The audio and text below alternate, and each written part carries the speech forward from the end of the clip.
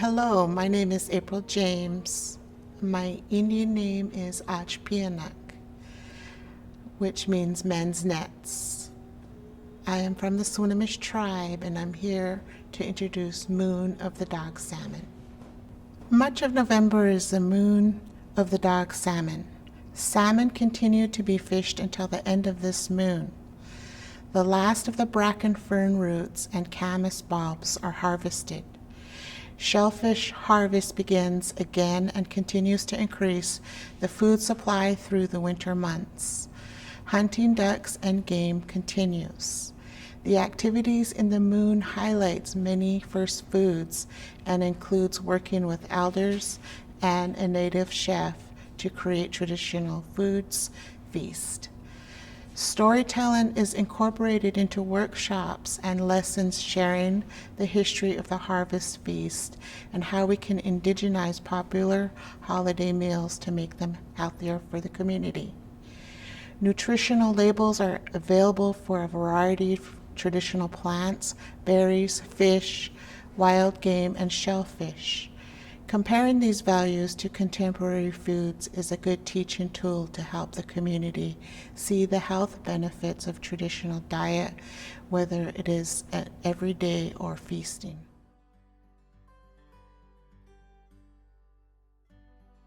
My name is Bruce James. I live here in Swinomish. I carry the Indian name of Sadalto. Like everybody else, the elders teach us a lot, so that's where I learned my filleting fish is from the elders. And I was sure thankful they were around then, because that's all I did in the spare time is when they cooked fish, I was down there helping them. I was a young man, so that's how I got started. And ever since then, I do this all the time. Good morning, everybody. First things you got to make sure you have is a cutting board, some sharp knives. Always have a backup knife. You always got to have running water. The running water is to clean the scales of the fish. So here you use the back of your knife, and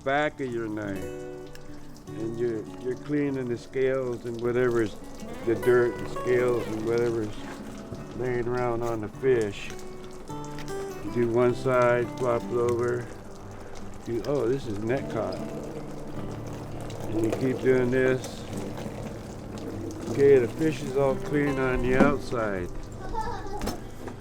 So you want to start down here by the tail, where you'll see this little hole here, which is the anal hole.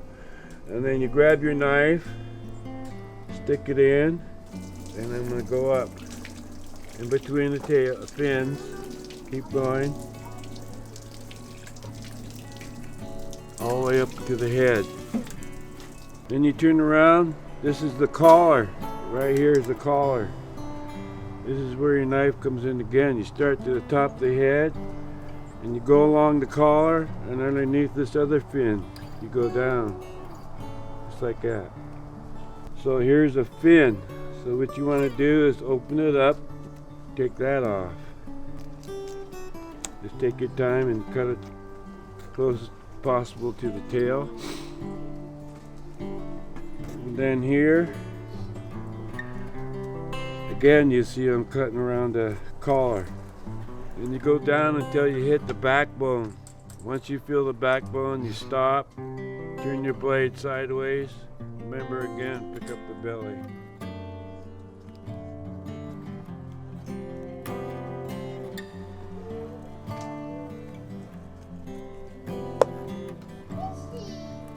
Again, it's like that.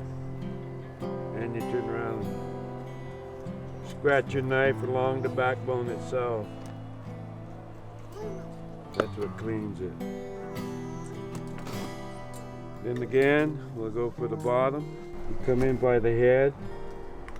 And this is the line you want to follow when you're flaying it up, because that's just all backbone.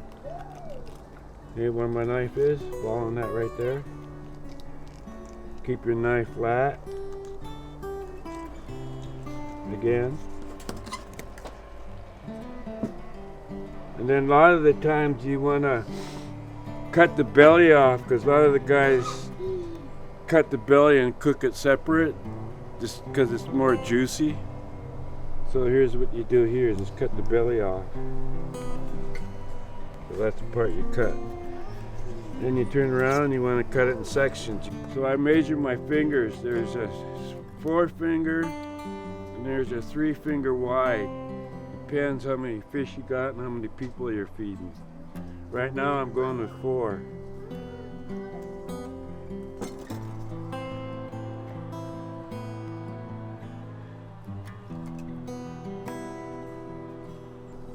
And there it is. Then you salt them, put them in a tray. Just like that. I always say that we live in a very fast life, the life that we live in today. Sometimes we lose traditions, sometimes people are just not interested enough to can salmon or to learn how to clean a fish. So what we're trying to do is just bring that back and offer these classes to our people so we can preserve all this beautiful salmon.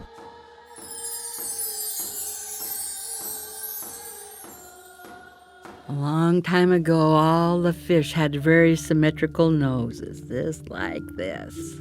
They came to a wonderful, beautiful point. Their noses were just built to go through that water, just cut that water. And now you notice that some of them have a big hook on their nose. There's the king that has a hook on his nose. In fact, is as they get older, most of them develop that, the males do. But it all started a long time ago with the chum. It comes in late in the fishing season. In fact, it's coming in now, probably started in August. Start running the rivers. And they too had very beautiful, very symmetrical bodies. They would cut through the water for their long swim out to sea and to come back again. This female was coming back, and oh my, you could tell that she had many eggs in her tummy. Her tummy was getting kind of round like that. And her friend was right there with her. Her partner was protecting her all the way, just ahead of her, so that he could break the water, so that she could conserve some of her energy for having and developing all those eggs that were within her body. And as they came down towards the Straits of Juan de Fuca, they made that corner, and she started sniffing for her river. And he would say, "Is this your river?" When they went by the CQ. "No, that's not my river." And oh my, she was getting tired. "And is this your river?" "No, that's not my river. That was Clallam Bay." "No, that's not it." And they kept swimming and swimming. And then finally they got down the Elwha River, and no, that wasn't it either. No. And then they went to Morris Creek. No, that wasn't it. Oh my, you could just about see her tummy getting bigger and bigger from all these little eggs that were just developing in her body. Finally, she got down to the Dungeness River, and she said, "This is it. This is it." And oh my, she become just like she got a burst of energy. "This is it. This is it." And so they both turned there, and they went back along the spit to go to the mouth of the Dungeness. And they started swimming up there, and oh my, she was getting tired. Yes, she was getting tired now. And she says, "I need some rest. I need some rest." "Oh, fine, okay," he says to her.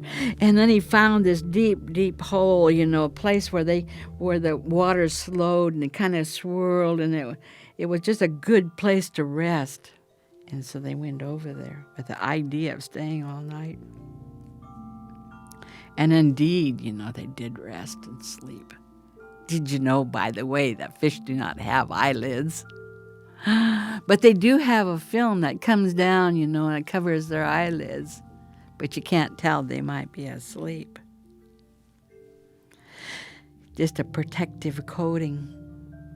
Anyway, the next morning they woke up and they were way down at the mouth of the river again. And now her tummy, you could just see, look at it. Look at it. It's getting bigger and bigger. And she says, oh no, what happened? And they drifted without knowing it all the way back down that river. That was one time.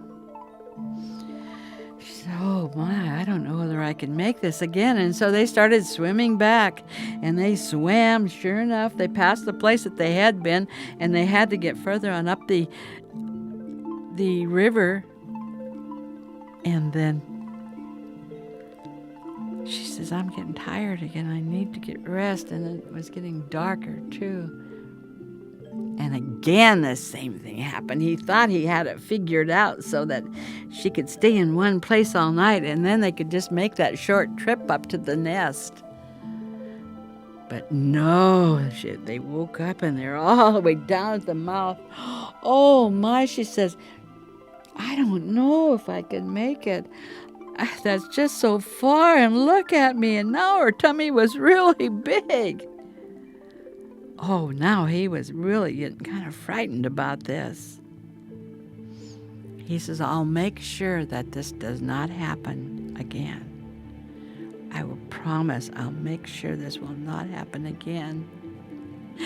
And so they took off swimming, and so she just knew that he was going to do the right thing this time. And so she says, I'm getting tired again. It was getting near sunset. And so she says, I'm getting tired. I need to rest. She says, my tummy is getting so uncomfortable. And so he says, well, can you make it just around to that corner? He says, I know that there's a low-lying limb right up there. And she says, yes, I can make it that far. But why do you want to go there? He says, well, I have this plan. He says, I'm going to go over and I'm going to grab that low-lying branch with my mouth. When I do that, you go back and you grab a hold of my tail with your mouth. And then all night long we will swim and float as I'm holding on to this branch. And then we will stay there all night long because I'm going to hold on real tight. Okay. And so that's what they did. And they just floated and floated, went back and forth and up and down. And he held on so tight with his mouth around that low-lying branch. The next morning they woke up, and yes, indeed, they were right there. They were right there, just as he said that he would do. He promised, and it came true. Now all she had to do was just let go of his tail.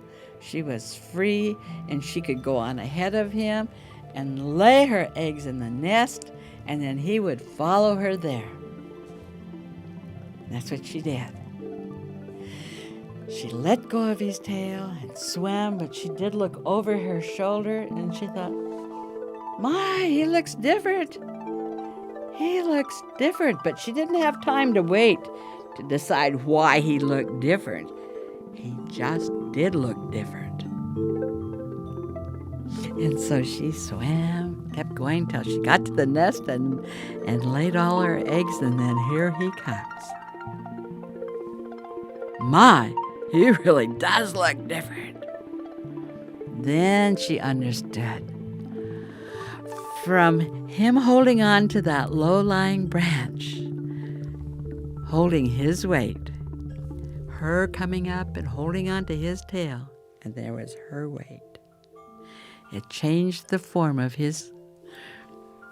Now his nose had formed a hook on it, the same size as that branch. And from then to this day, the salmon has a hook on his nose. And now you know how it got there.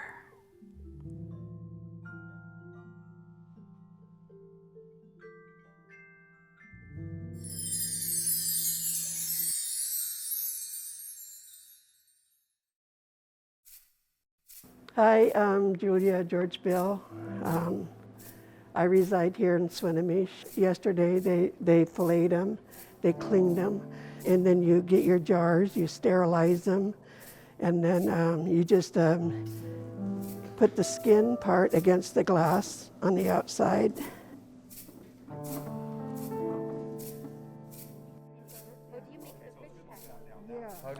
You can add salt if you want.